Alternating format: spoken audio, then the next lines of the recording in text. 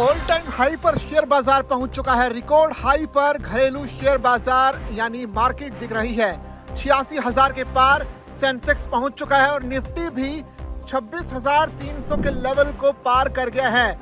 यानी अब तक के इतिहास में सेंसेक्स ने कभी इतनी ऊंची छलांग नहीं लगाई और जो आंकड़ा है वो काफी बड़ा है, क्योंकि घरेलू शेयर बाजार आज नए रिकॉर्ड पर पहुंच गया है। सेंसेक्स पहली बार 86,000 अंक के पार पहुंचा है, जबकि निफ्टी ने भी 26,300 अंक से ऊपर छलांग लगाई है। सेंसेक्स का पिछला ऑल टाइम हाई 85,978.25 अंक था। इसी तरह निफ्टी पिछले साल सितंबर में 26,277.35 अंक पर पहुंचा था। भारत के जो शेयर बाजार के लिए ये एक बहुत बड़ी खबर है। अमेरिका और भारत में अगले महीने ब्याज दरें कम होने की उम्मीदों से निवेशकों का भरोसा जबरदस्त तरीके से बढ़ा है। बीएसई सेंसेक्स 400 अंक से ज्यादा तेजी के साथ पहली बार 86,000 के पार चला गया। वहीं नेशनल स्टॉक एक्सचेंज का निफ्टी 50 भी 26,300 के ऊपर एक रिकॉर्ड स्तर पर पहुंच गया है। निफ्टी 14 महीनों में पहली बार फ्रेश ऑल टाइम हाई पर पहुंचा है।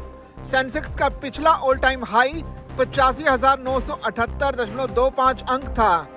सेंसेक्स में शामिल 30 कंपनियों में से Bajaj finance, axis bank, Larsen and Toubro, Bajaj Finserv और एशियन पेंट्स में सबसे ज्यादा तेजी दिखाई दी। ये शेयर 0.8% से लेकर करीब 1.5% तक बढ़े। बाकी शेयर भी अच्छा खासा प्रदर्शन कर रहे हैं। मिड कैप इंडेक्स 0.1% ऊपर था और स्मॉल कैप इंडेक्स में भी 0.1% की बढ़त देखी गई। जियोजित इन्वेस्टमेंट्स के chief investment strategist doctor VK Vijay Kumar का कहना है कि निफ्टी में कल आई 320 अंकों की तेजी ने बाजार का जो मिजाज है पूरी तरह से बुलिश बना दिया है। सबसे खास बात यह है कि इस तेजी को फंडामेंटल सपोर्ट भी मिल रहा है। उम्मीद है कि फाइनेंशियल ईयर 26 की तीसरी और चौथी तिमाही में कंपनियों की कमाई अच्छी रहेगी। अक्टूबर में जो खपत बढ़ी है उसका असर कमाई में भी दिखेगा।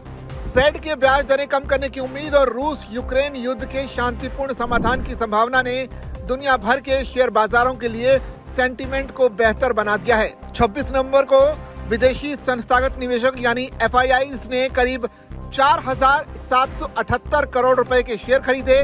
वहीं घरेलू जो इन्वेस्टर्स हैं यानी DIIs ने करीब 6,248 करोड़ रुपए के शेयर खरीदे। गुरुवार को एशियाई शेयर बाजारों में भी तेजी देखने को मिली। डॉलर जबकि नरम पड़ा, क्योंकि ट्रेडर्स इस बात पर दाम लगा रहे थे कि फेडरल रिजर्व अगले महीने ब्याज दरें कम करेगा।